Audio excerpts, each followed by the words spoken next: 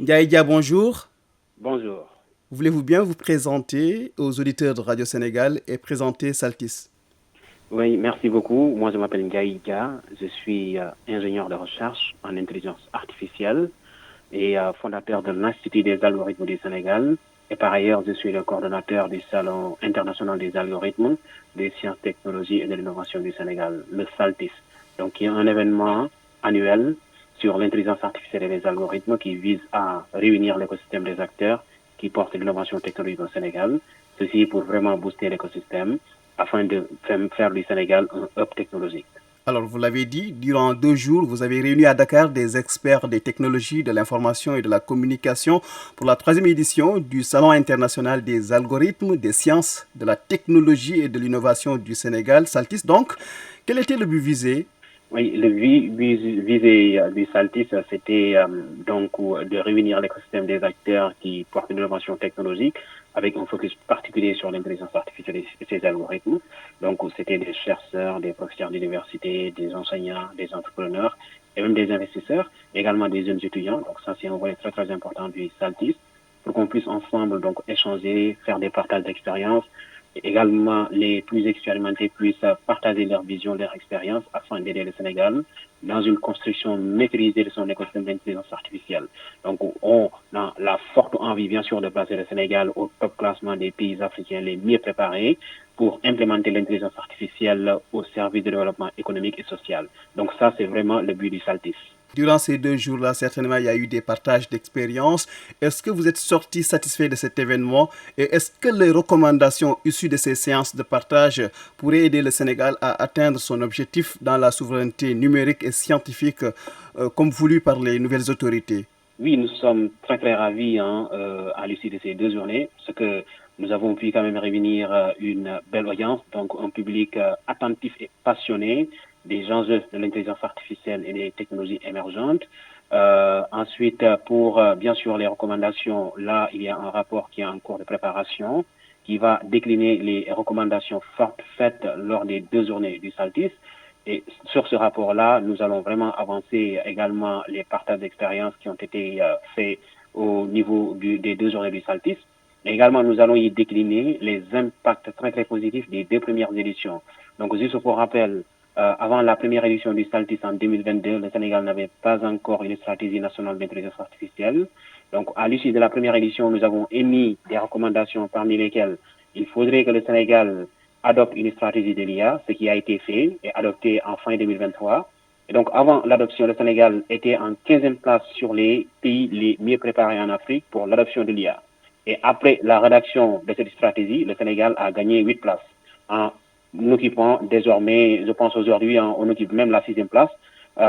Fin 2023, on était à la 7e place, mais aujourd'hui, on est à la 6e place des pays africains les mieux préparés pour implémenter l'intelligence artificielle au service du développement économique et social. Et on a, comme dit tout à l'heure, la ferme volonté vraiment de faire du Sénégal un hub technologique, un pays au top du classement africain, des nations qui sont vraiment les mieux préparées pour implémenter de l'IA. Et ceci dans une dynamique, bien sûr, de garantir la souveraineté technologique de notre pays. Il y a quelques-unes des recommandations issues de la première édition du SALTIS, mais parmi les recommandations fortes de cette troisième édition, est-ce que vous pouvez en citer quelques-unes? Oui, parmi les recommandations fortes de cette troisième édition, il y a l'interconnexion qui doit exister entre les universités et les entreprises. Donc ça, c'est très, très important. Hein. C'est ce qui va permettre, bien sûr, aux universités et aux établissements de formation de pouvoir adapter leur offre de formation en fonction des besoins du marché. Ces besoins, bien sûr, qui sont émis par le monde de l'entreprise. Donc, ces programmes-là, cette interconnexion-là, ce serait faite à travers des programmes de stage, des programmes d'alternance. Donc, ça, c'est une recommandation forte et qui, je pense, va non seulement permettre au Sénégal d'avancer sur la dynamique d'être un hub technologique, un hub de l'intelligence artificielle, mais aussi va garantir l'employabilité des jeunes parce que les jeunes auront l'occasion pendant leurs études d'appliquer les connaissances acquises et de sorte que dès la fin de leur formation, ils seront prêts vraiment à appliquer ces connaissances-là sur des cas d'usage concrets en entreprise. Ndiaye, lors du salon, une question importante a été abordée et j'ai envie de vous la poser, c'est comment faire de l'intelligence artificielle un levier pour le développement économique et social du Sénégal? Alors, c'est une très très bonne question et ce qu'il faut noter, c'est que l'intelligence artificielle n'est pas uniquement un outil technique, même si les gens l'entendent de loin, ils pourraient penser que ouais, ce serait un outil purement technique, mais au-delà d'être un outil technique, c'est un outil vraiment qui doit être au service du développement économique et social, au service du progrès socio-économique. Et pour cela, bien sûr, il faut que l'IA soit appliquée sur des cas d'usage concrets. Et c'est par là, encore une fois, hein, que définir une stratégie nationale d'intelligence artificielle est important, parce que ça va permettre de déterminer en priorité les secteurs sur lesquels on va implémenter et déployer de l'intelligence artificielle. Est-ce qu'on va attaquer en premier le secteur de la santé, ou bien est-ce qu'on va attaquer par là sur le secteur de l'éducation, ou bien le secteur voilà, des finances, par exemple. Donc, tous ces secteurs-là sont des secteurs qui génèrent de la donnée.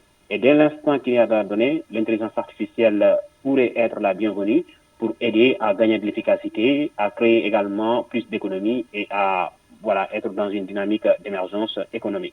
Mais encore une fois, le point fondamental, c'est vraiment de pouvoir définir des cas d'usage concrets. Et dès que c'est défini, on utilise l'intelligence artificielle pour implémenter ces cas d'usage-là afin d'avoir des solutions qui sont concrètes. Est-ce que le Sénégal est prêt à accueillir l'intelligence artificielle?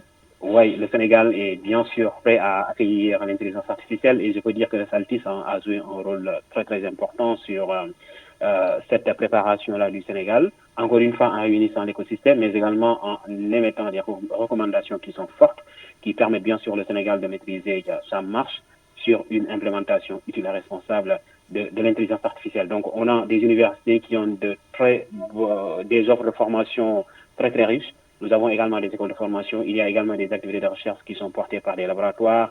Et à côté également, il y a des associations voilà, qui sont là vraiment pour sensibiliser, acculturer les populations sur les impacts de l'intelligence artificielle.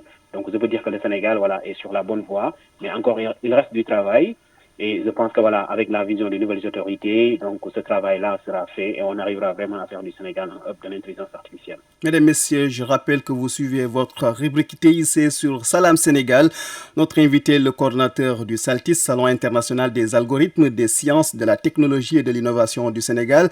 Ndiaïdia, comment renforcer la collaboration entre le secteur public et privé afin de booster justement le secteur des tech? Comment renforcer la collaboration entre le secteur privé et public? Encore une fois, c'est une question très pertinente et je pense que le sujet sur lequel on est en train d'échanger, il faut cette collaboration-là entre le secteur privé et le secteur public. Parce que le secteur public a des besoins que le secteur, face auxquels le secteur privé pourrait bien sûr apporter des solutions. Donc si on prend le volet technologique, il y a plusieurs entreprises aujourd'hui, des startups qui développent de très très belles solutions, très très intéressantes pour les cas d'usage que nous avons au niveau du secteur public. Maintenant, il faudrait se baser sur ces solutions-là pour renforcer la collaboration entre le public et le privé. Et je pense que ce sera vraiment dans une dynamique qui va renforcer également la dynamique de prospérité nationale. Parce que le secteur public a des besoins, donc il adresse ces besoins-là au secteur privé et ce dernier-là va se baser sur ces collaborations-là pour pouvoir également créer plus de prospérité. Et dans un pays également, si le secteur privé crée de plus en plus de la prospérité, ça signifie que dans ce pays-là, on aura de plus en plus de la prospérité nationale et du développement aussi. Et on va faire dans la prospection. Comment voyez-vous l'avenir des TIC au Sénégal? Alors, l'avenir des TIC, comme dit tout à l'heure, donc là, on est sur la bonne voie et moi, je suis très, très optimiste que le Sénégal va devenir de plus en plus un hub technologique. Et là, actuellement, je pense qu'il y a plusieurs pays d'Afrique dans lesquels on parle beaucoup du Sénégal lorsqu'on pense à l'intelligence artificielle. Donc, on est vraiment une référence. Maintenant, il ne faut pas baisser les bras, il faut continuer le travail, il faut réorganiser le SALTIS d'année en année, donc réunir davantage l'écosystème et travailler aussi, surtout ensemble. Merci infiniment, Ndiaïdia.